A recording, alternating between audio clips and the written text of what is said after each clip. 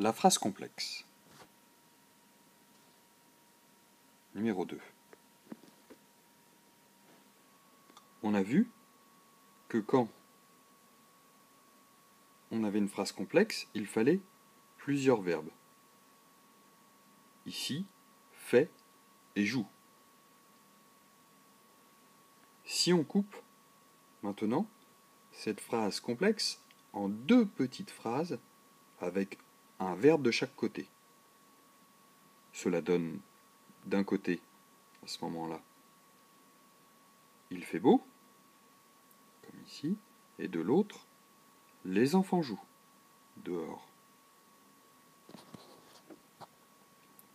À ce moment-là, ces deux petites phrases, on ne les appelle pas des petites phrases, on les appelle des propositions.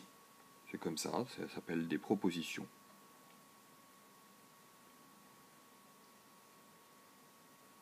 Si ces propositions, maintenant, sont séparées par une virgule, comme ici, à ce moment-là, on appelle ça des propositions juxtaposées, simplement parce qu'il y a une virgule qui les sépare. Maintenant, si on change un tout petit peu cette phrase, et qu'on dit « il fait beau et les enfants jouent dehors »,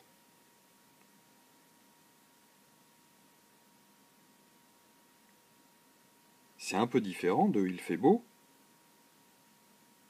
virgule, les enfants jouent dehors ».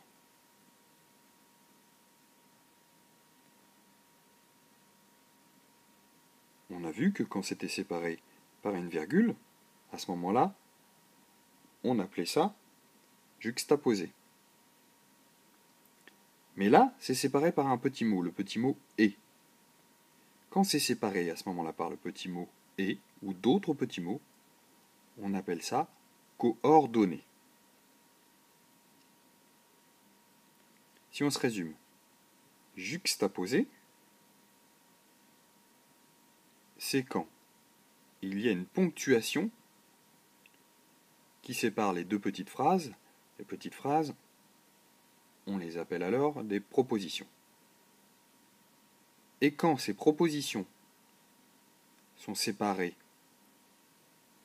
par des petits mots, on les appelle alors des propositions coordonnées. Mais, ou, et, donc, or, ni, car sont les petits mots qui les séparent.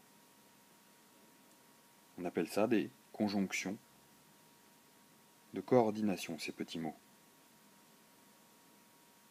Voilà. C'était la phrase complexe numéro 2.